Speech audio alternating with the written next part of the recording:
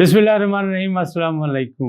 इब्तिदा रब्बुल इज़्ज़त के नाम से जिसने जान दी जहान दिया, दरूद व सलाम मोहम्मद वाले मोहम्मद पर।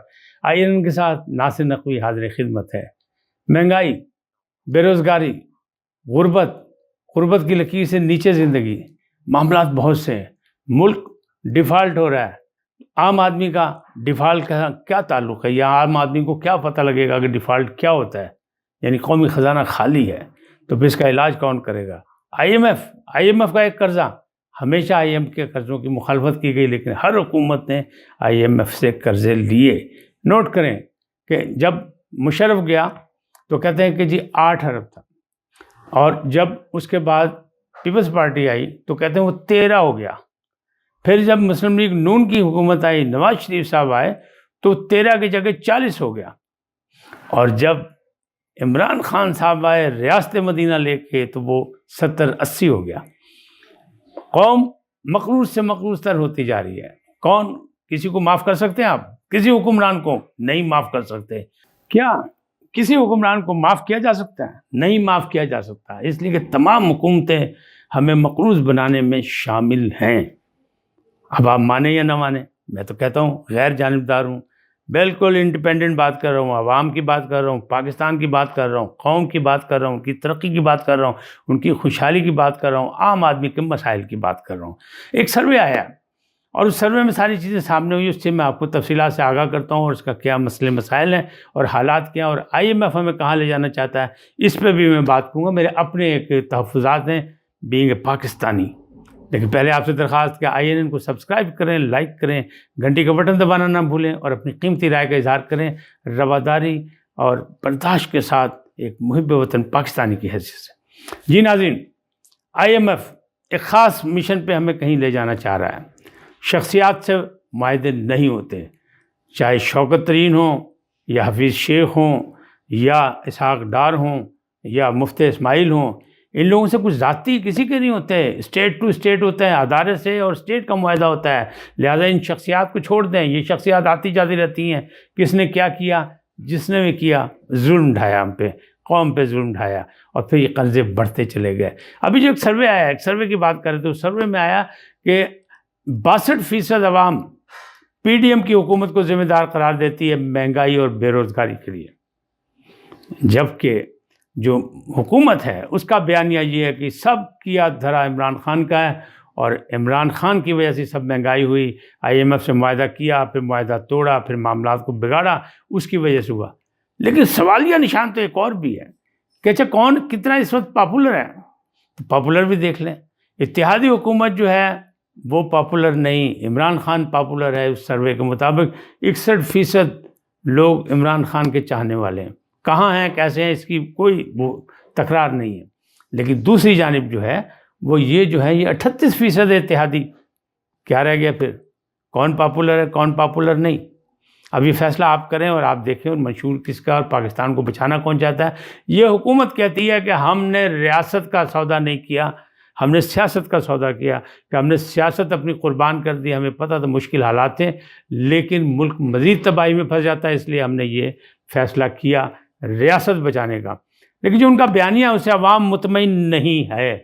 एक वाक़या हुआ राजनपुर में कि एक शख्स ने पहले बीवी के साथ मिलकर अपने बच्चों को मारा, फिर दोनों ने खुदकुशी कर ली, बेरोज़गारी, महंगाई और गुर्बत की वजह से। ऐसे कितने वाक़े हैं जो मंजर आम पर नहीं आते, जो अखबारात की ज़ीनत ही नहीं बनते, लेकिन रोज़ाना की बुनियाद पर अगर आप देखें तो खुदकुशियाँ भी हो रही हैं महंगाई, बेरोज़गारी और गुर्बत की वजह से। तो ये कौन इसे कंट्रोल करेगा? IMF का मुआहदा लेट क्यों होता जा रहा है? IMF बार बार नई से नई शराइत क्यों रख रही है? हुकूमत सख्त फैसले कर चुकी और आवाम को उसमें फंसा चुकी, मुख्तलिफ टैक्स लगा दिए गए, मुख्तलिफ कीमतें बढ़ गईं, लेकिन फिर भी आवाम का दुख कम नहीं हुआ। सोचने की बात यह है कि बेगुनाह कत्ल ये कौन कर रहा है, कैसे हो रहा है? महंगाई की वजह से हो रहा है, तो महंगाई का जिम्मेदार कौन है? फिर कातिल कौन है? किसके हाथ पे अपना खून तलाश करें? कोई लहू तलाश नहीं हो रहा, कोई किसी की फिक्र नहीं कर रहा, क्योंकि सियासतदानों को हुकूमत की फ़िक्र है, सियासतदानों को अपनी ताकत की फ़िक्र है, सियासतदानों को इक़्तिदार की फ़िक्र है, ममलकत की और ममलकत में बसने वालों की कोई फ़िक्र नहीं है। अब एक सवाल और उठा कि IMF जो है घसीट रहा है हमें बार बार, जो है सख्त फैसले हुकूमत ने भी कर लिए। मैंने पहले भी कहा कि सख्त फैसले कर लिए, फिर हमें क्या रिजल्ट मिला? कोई रिजल्ट नहीं मिला। IMF ہر ہفتے پتہ لگتا ہے اگلے ہفتے مکمل ہو جائے گا، معاملات ٹھیک ہو جائیں گے، پیسے آ رہے ہیں، اور کہاں 30 جون تک.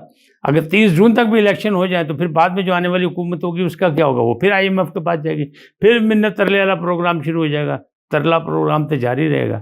تو اپنے پاؤں پہ کھڑا ہونا پڑے گا. اب مطالبہ کیا ہوا؟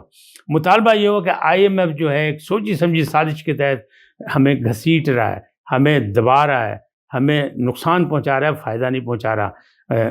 اس کا کیا مطلب ہے؟ اس کا مطلب وہی ہے جو میں کہتا ہوں، میں نے ویلاگ میں کئی دفعہ کہا، بار بار کہا، اور اب بھی کہہ رہا ہوں کہ ایک انٹرنیشنل سازش کے تحت پاکستان کو کمزور کیا جا رہا ہے، پاکستان کے قومی اداروں کو کمزور کیا جا رہا ہے. اس میں ہم اور آپ جو ہیں مختلف انداز میں سہولت کار بن رہے ہیں. اب رضا ربانی نے ایک سوال اٹھایا کہ IMF کے کردار پر پارلیمنٹ کو اعتماد میں لیا جائے، یعنی سب جماعتوں کو بلائیں، اجلاس بلائیں مشترکہ، اور بات کریں کہ یہ IMF جو ہمیں گھسیٹ رہا ہے اور جو ہمارا ٹائم ضائع کر رہا ہے اور ہمیں بار بار شرطیں عائد کر رہا ہے، یہ کیا کر رہا ہے، کیا کرنا کیا چاہتا ہے.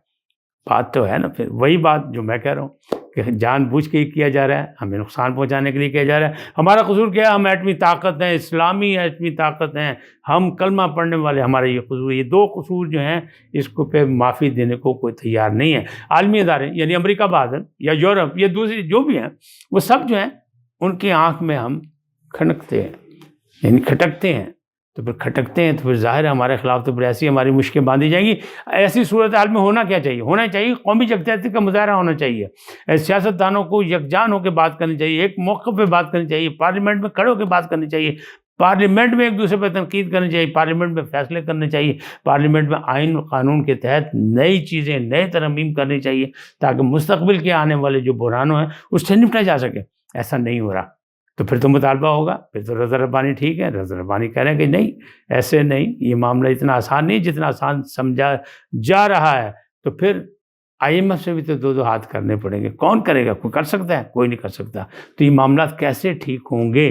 یہ معاملہ ٹھیک کرنے کے لیے ظاہر ہے کہ ہمیں اپنے آپ کو اور دوسروں کو، یعنی اپنے آپ بھی احتساب کرنا ہوگا.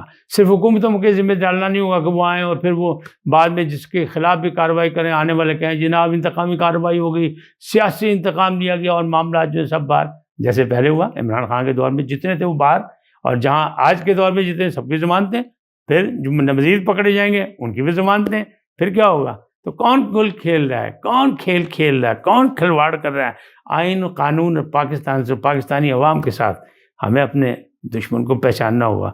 لیکن ہم کیسے اپنے دشمن کو پہچانیں گے؟ صرف ایک ہی صورت میں، جب ہم اکٹھے ہوں گے، جب قومی یکجہتی کا مظاہرہ کریں گے، جب ہم اپنی حب الوطنی کا مظاہرہ کریں گے. ہم کسی کو غدار کہنے کے عادی نہیں ہیں، ہم کسی کو مخالف دشمن کہنے کے نہیں ہیں. سب کا اپنا اپنا منشور ہے، سب اپنے اپنے انداز میں کام کریں. کوئی غدار نہیں، اس دھرتی پہ پیدا ہونے والے غدار نہیں. لیکن ایک بات تو ہے، سہولت کار اسی میں سے ہیں، تبھی لوگوں کا ہے. دیکھیں نا دہشت گردی کی لہر جو چل رہی تو کیسے آ گئی؟ اچانک کیا ہوا؟ پرامن اس دھرتی پر اتنی قربانیاں دینے کے بعد پھر لہر آ گئی دہشت گردی کی، اور امن تباہ کرنے کی کوشش کی جائے. اس کا کیا مطلب ہے؟ جب کھیل کے میدان ویران کیے گئے تو کیا مقصد تھا؟ کہ پاکستان کو نیچا کیا جائے، نیچا کیا جائے، دبایا جائے، دبایا جائے، دبایا جائے. وہ دور کسی اور کا تھا، یہ دور کسی اور کا ہے. لیکن اس وقت کھیل بھی ہو رہے ہیں، کھیل کے میدان بھی آباد ہیں، سب کچھ ہے. تو پاکستان تباہ نہیں، ڈرا نہیں، جھکا نہیں. لیکن حکومتیں جھک بھی گئیں، ڈر بھی گئیں، گھبرا بھی گئیں. عوام سخت فیصلوں کے بعد مشکلات سے دوچار ہیں. مہنگائی آسمان سے باتیں کر رہی ہے. رمضان آنے والا ہے تو مسلمانوں نے ماشاءاللہ مزید مہنگائی کر دینی ہے، اور ذخیرہ اندوزوں نے چیزیں چھپا لینی ہے، اور خود چلے جائیں گے عمرے پہ. کیا شان ہے یہ ہماری، کیا روایات ہیں ہماری. افسوسناک. دنیا بھر میں جب ایسے تہوار آتے ہیں تو وہاں معاملات جو ہیں خاص طور پر اشیاء ضروریہ اور یہ جو ہے ملبوسات و چیزیں ان کو سستا کر دیا جاتا ہے. لیکن ہمارے یہ ساری چیزیں مہنگی ہو جاتی ہیں. عید، بقرعید، رمضان، سب جگہ. افسوسناک. اس افسوسناک کا حل کون نکالے گا؟ حل نکالنا ہے گڈ گورننس سے حکومتوں نے. حکومت PDM کی ہو، PTI کی ہو، پیپلز پارٹی کی ہو، مسلم لیگ نون کی ہو، سب ذمہ دار، سارے ذمہ دار، سارے ملک کی تباہی کی طرف چل رہے ہیں. کوئی کسی کو بتانے کو تیار نہیں، کہہ رہے ہیں کہ جی اس کی وجہ سے ہو گیا، اس کی وجہ سے ہو گیا.